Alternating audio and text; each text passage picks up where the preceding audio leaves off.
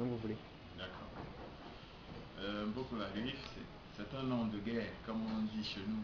C'est-à-dire que c'est un surnom qui m'a été attribué par mes amis dans l'enfance. D'abord, il y a Boko et puis la griffe.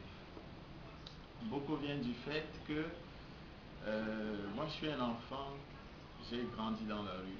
C'est-à-dire que j'ai une partie de mon éducation, essentiellement la plus grande partie de mon éducation, c'est faite dans la rue.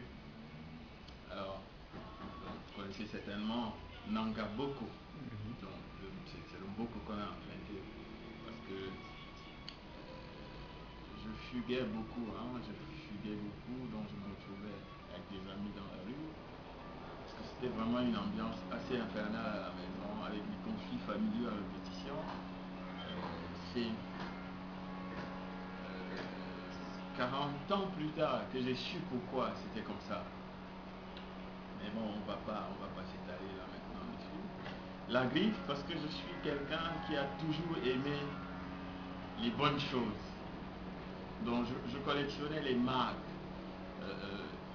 Quand je pouvais tomber sur un t-shirt griffé Yves Saint Laurent, je découpais, j'essayais de reproduire la griffe.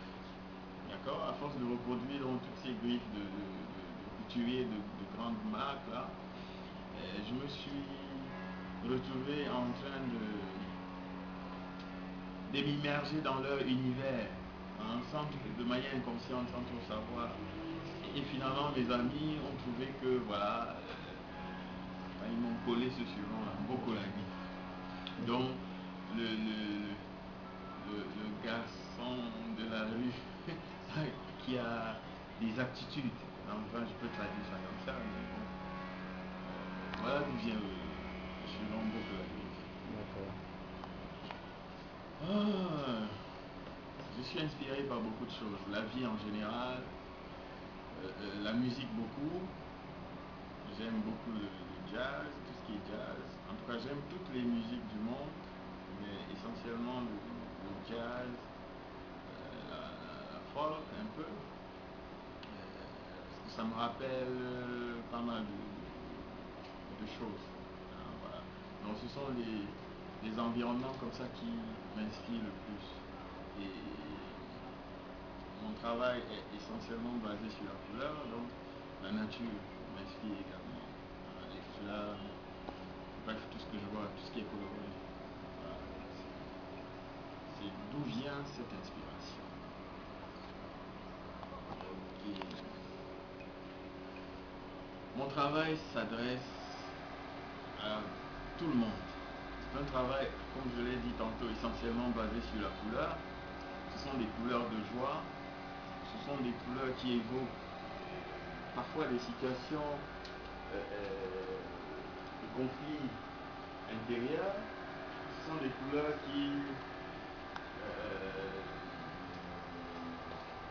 qui évoquent aussi des douleurs, qui évoquent la séparation, qui évoquent beaucoup de choses. Donc je travaille, c'est un travail assez simple qui s'adresse à l'âme de l'homme. Hein. C'est pas un travail compliqué avec des rhétoriques ou bien des formules complexes. Non, je m'adresse à l'homme, à son âme, j'essaye de la toucher parce qu'une couleur ça vous parle. Qu'elle soit gaie ou pas du tout, elle vous parle, elle vous interpelle. Donc mon travail c'est interpeller les gens et leur dire écoutez, il n'y a pas que le côté triste de la vie, il y a aussi ce côté coloré, etc. Donc voilà un peu dans quelle direction je me situe avec mon boulot. D'accord. Ma première expo déjà, je l'ai faite au Centre culturel français. Vraiment, c'est l'expo qui a tout déclenché. Ça s'appelait, je l'avais intitulé L'inconscience des couleurs, justement. On parle des couleurs. C'était en 94. D'accord. C'est-à-dire première exposition individuelle. Je ne compte pas les expos collectives que j'ai faites avant. Et j'avais exposé 35 tableaux. Des petits tableaux, vraiment sur des formats comme ça, sur des petits formats. Les plus grands avaient peut-être, je pense, 60 cm. Et c'était des œuvres sur papier avec de l'acrylique. C'était vraiment quelque chose. C'était mes débuts. Mais il y avait une telle force dans ce travail que les tableaux sont partis en moins de 2 heures. 33 tableaux vendus. Imaginez ce que ça peut faire à un jeune artiste. Moi, j'étais évidemment dans une autre dimension. J'étais très très content. Ma mère était là et ça m'a fait vraiment plaisir. Et ce qui a changé par la suite, c'est plutôt la perception des gens. Moi, je n'ai pas changé. J'ai toujours gardé la même énergie dans mon travail. Je savais où j'allais. Mais c'est la perception des gens. C'est les gens qui disaient, d'abord mes parents, qui disaient, là, ça va te mener à rien. Et ce jour-là, ma mère, elle était complètement retournée. Hein. Et comment dire, mon environnement immédiat, mes soeurs, mes frères, etc. Donc, tout le monde était chamboulé. Et les gens ont commencé à prendre ce travail au sérieux, alors que moi je l'avais déjà pris au sérieux dès le départ. Et ils ont commencé à s'intéresser à ce que je faisais, à s'approcher de moi, à comprendre ce que telle couleur, tel personnage, etc. Et ça m'a fait beaucoup plaisir et ça m'a poussé à continuer, à me dépasser, parfois à sortir des limites. Voilà ce qui a changé. Voilà ce qui a changé. Dans notre métier, c'est bien d'échanger. D'accord? Quand on fait son art, il vaut mieux voir aussi ce que les autres font. Comprendre comment les environnements réagissent par rapport à notre art. Les tableaux de Mboko, ici au Cameroun, sont perçus différemment que s'ils sont exposés par exemple à New York ou bien à Paris. Les visions sont différentes et ça enrichit toujours un artiste. Hein, de savoir que bon, voilà comment les gens perçoivent mon art. Voici comment mon art, l'influence que mon art peut avoir sur une certaine catégorie de personnes. Ça fait toujours plaisir. Et la meilleure expérience qu'on tire, c'est cet échange. Cette, j'ai envie de dire, mon art donne plus qu'il ne reçoit. Mais c'est intéressant d'avoir une interactivité avec son public, de savoir ce que le public pense, de savoir, c'est pas toujours forcément de bonnes choses hein, ou de bons sentiments, mais c'est bien. Il faut laisser, c'est un art qui est libre, donc il faut laisser les gens interpréter comme bon leur semble par rapport à leurs sentiments. Vraie toile, bon, une déjà, moi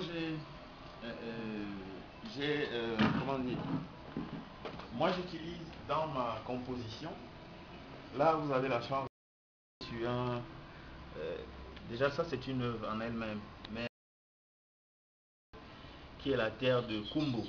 C'est une terre, Kumbo c'est dans le nord-ouest, hein. C'est une terre, comme vous la voyez rougeâtre, elle est assez riche en fer. C'est parce qu'il y a beaucoup de fer dans cette terre qu'elle a cet aspect-là. Et donc j'utilise cette terre pour le traitement de fond de mes toiles. Avant d'intervenir dessus avec de l'acrylique.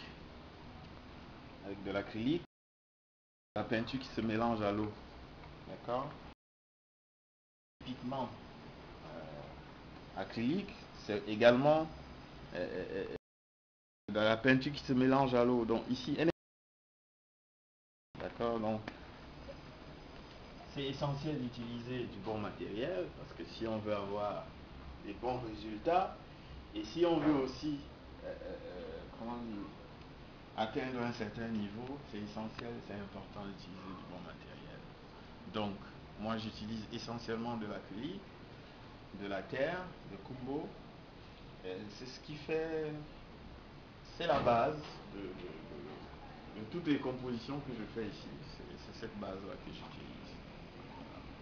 L'inspiration. Ah, c'est un peu difficile. Moi, je m'inspire de tout déjà et de tous les environnements. Donc, j'ai plusieurs modèles d'inspiration. Mais le point, on va dire, ce qui est l'élément qui rassemble tout ça, c'est les gens qui m'inspirent sont des gens qui ont pris des risques dans leur vie, malgré ce que les gens croyaient autour d'eux, et qui sont allés jusqu'au bout de leurs rêves.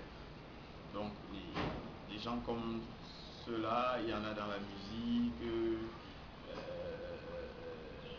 je pense à Richard Bona, je pense à Manu Dibango, qui sont des gens qui sont allés tellement loin dans leur art et qui ont cru vraiment au tout début. Et c'était pas facile. Manu Dibango, il a fallu que ses parents vendent, je sais pas, quelques kilos de café pour qu'il aille en Europe, pour suivre son rêve, etc. Richard Bona, c'est un parcours aussi vraiment qui m'inspire. Après, il y a d'autres, il y a d'autres gens. Dans la peinture, les gens comme Picasso m'inspirent beaucoup.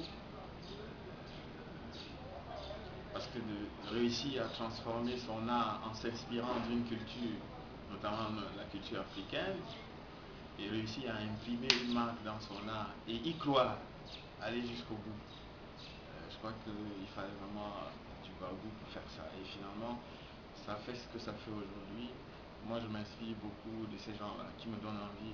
Je m'inspire aussi des gens qui ont une conviction et qui vont jusqu'au bout, comme le Dalai Lama ou comme Gandhi ou comme Martin Luther King. Tous ces gens-là